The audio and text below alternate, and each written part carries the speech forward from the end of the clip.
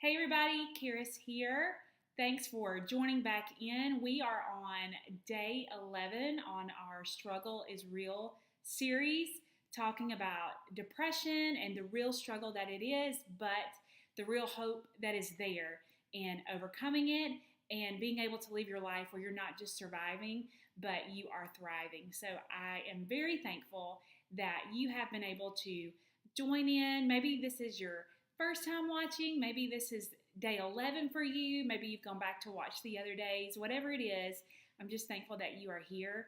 Just a couple of quick reminders for y'all. You can follow me, you can subscribe to my YouTube channel, you can find me on Facebook or Instagram, and all of those are under the name Karis Snyder, and all this info will be on those platforms. I also post different things there, just encouraging things about me, about my family, if you want to get to know me better. So I'd love for you to find me on those social platforms and just follow along, and just know that as you do, there will be encouragement there for you, just to know that you are not alone. You are not alone in this journey. You're not alone in this struggle. And I hope that you have been able to find that as we have gone through these different days, that you have realized that you aren't alone and that your struggle is real. Maybe it's something that you have been able to share with a friend or a family member. Either way, my prayer is that God is working in your heart and your life, and that you are not where you were today. So here we are, like I said, we're on day 11, and we're going to talk about something that I know I remember feeling this when I was in the middle of my depression, and it had me convinced. Remember, depression lies to you. It lies to you, and it tries to make you think things that are not true. So this is going to be another one of those lies that we're going to try to unpack and talk about what the truth really is. So this lie today is that you are the only one who is going through this, that nobody else has ever dealt with depression, nobody else has ever dealt with the thoughts and the struggles that you've dealt with, and that if people knew what was going through your head and your mind, they would just be shocked. Maybe they would shun you, or they would make you leave their town, or leave their church, or maybe turn their back on you and your family, or not be your friend anymore. Or even maybe your spouse might be like, I can't be married to this person anymore. I remember thinking some things like this. I remember even telling my husband, and he never made me feel this way, not once, but I remember I would tell him, please don't leave me, please don't give up on me, please don't think I'm crazy, because depression had convinced me that he was going to think that he was going to just be done with me and move on. And that was all a lie, because it's wanting to isolate you. It's wanting you to pull back from everything and everyone, because then the voice of depression, when you are isolated, becomes louder, and it begins to consume your life more. It begins to take over you, and it doesn't want you to know the truth, and it convinces you that there's no help out there. But I wanted to share some statistics with you, because right here, I'm going to get into our scripture for this day, but I want you to understand you are not alone. You are not alone, okay? So this is a current statistic on depression in the world, okay?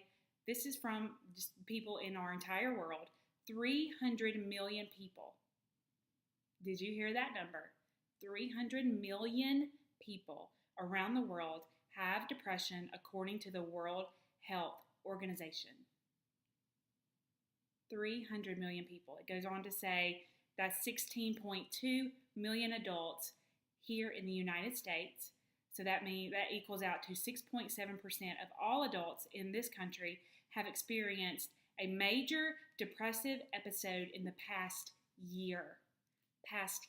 16 million people, 6.7% in the United States have experienced a depressive episode in this past year. And I did some more reading on that, and they define a depressive episode by being in that state 2 weeks or longer. And it also goes on to say nearly 50% of all people diagnosed with depression are also diagnosed with anxiety. And I did have anxiety, so I talk about that a good bit as well. And then it says it's estimated that 15% of the adult population will experience depression at some point in their life. Now, we all experience depression at different levels. I had a severe case of depression. Some of you watching this, you're not severely depressed and you don't want to get there, so you're watching these videos to stop that. But I wanted to give you some numbers because some of you may be statistic people and you need to know a number. And you need to know that it's not one, that it's not you. It's not just you. There are many of you. And you need to know today that nothing is wrong with you. There is absolutely nothing that made depression pick you, made it single you out. It has nothing to do with your socioeconomic background. It has nothing to do with if you're a lawyer, if you're a doctor, if you're a drug addict, if you're an alcoholic, if you're a single mom, if you're a single dad, if you're an entrepreneur. It will come after anyone. It can come after anyone. It came after me when I was leading worship with my husband. I had a successful business going and I had a healthy baby girl. I had everything going in my life, you would say, but it came after me anyway. And so what I want you to know today, this scripture is coming from Psalms 139. I'm going to read parts of it, but I want you to know from the scripture, this is from David, that God knows you. He knows you. He knows your thoughts. He knows your past. He knows your present. He knows your future. That's kind of scary to think about, but it's kind of awesome to think about too, because he knows everything about you and he still loves you. He still thinks about you. He still spent time on you when he knit you together and put you in your mother's womb. He created you. Your creator knows you. There's nothing you can hide from him, and there's nothing you need to hide from him, because he takes us, mess and all, and he knows that we are broken, and he sent his son to heal us, to help the sick, to give us everything that we need so that we can go out and we can live this life the way he intended us to live it. So I'm going to read parts of Psalms 139. This first part is going to be, we're going to start in verse 1. So, Lord, you have searched me and know me. You know when I sit down and when I rise up. You discern my thoughts from afar. So he knows when you're asleep. He knows when you're awake. He knows your thoughts. So he knows if you're in that depressive state and you may be hiding it from somebody else. He knows, and he loves you anyway. You search out my path and my lying down and are acquainted with all my ways. Even before a word is on my tongue, O Lord, you know it altogether. You hem me in behind and before, and you lay your hand upon me. I'm going to go on to read verse 13. This is going to be our focus, 13, 14, and 15. For you formed my inward parts. You knitted me together in my mother's womb. I praise you, for I am fearfully and wonderfully made. Wonderful are your works. My soul knows it very well. My frame was not hidden from you when I was being made in secret, intricately woven in the depths of the earth.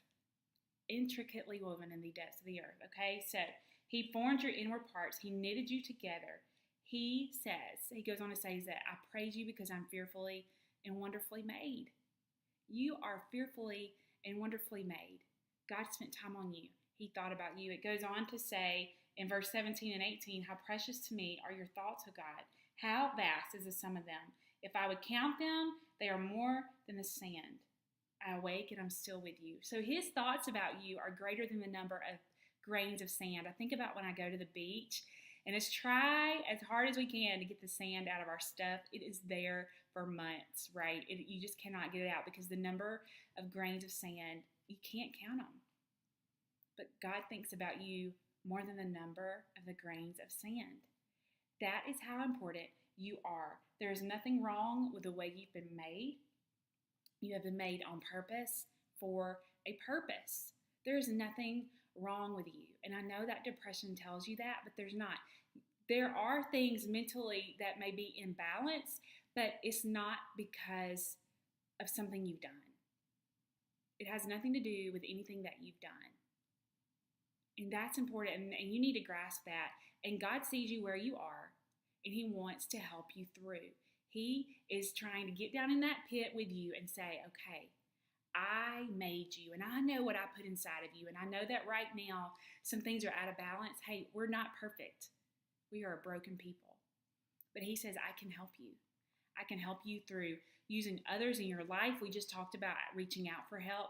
Maybe if it's to a doctor or to a counselor or to your pastor or to friends, right? We don't ever know who these people are in our pathway. It could be watching these videos. He gives us help in His Word to say, there are others who struggled, and I used them. I use them in their brokenness because we can relate to each other better in our brokenness. And we see God work in the brokenness because we see that He, in His perfect power, in His hugeness, in His vastness, reaches down to us in this world and says, I'm thinking about you. I'm thinking about what I made you to do, because I made you to do something that no one else can do. And I know that you're in this place right now, but I'm going to use it for good in your life. I'm going to use it to help someone else. So today I want you to go, and I want you to go read Psalms 139. I want you to read it, and I want you to see that He's crazy about you, and He's thinking about you. He is everywhere. He is in everything. He knows you, and He knows the help that you need. He knows where you're weak. His Word says when we are weak, then He is strong. So confess your weaknesses to Him and say, hey, I'm struggling with depression. I'm struggling with anxiety. I'm struggling with fear, and I need help out of these places. You tell me that I am fearfully and wonderfully made. Help me to believe that. Help me to walk in that. Help me to see myself through your eyes. Help me to see myself the way that you created me. But there is nothing wrong with you. You did not do this to yourself. And there is hope for you. It's not just for me. It's not just for someone else. There is hope out there for you. And you're worth it to take the time to continue to get it and continue in this process and trust Him and know that this is a healing time. This is a time of pruning to help that fruit grow on the branch that you are, that's there and ready to grow. So I hope this was helpful. I hope it made sense. Thank you again, guys, for just joining in and watching. Know that I'm praying for you. We are on this journey together, and I will talk to you again soon.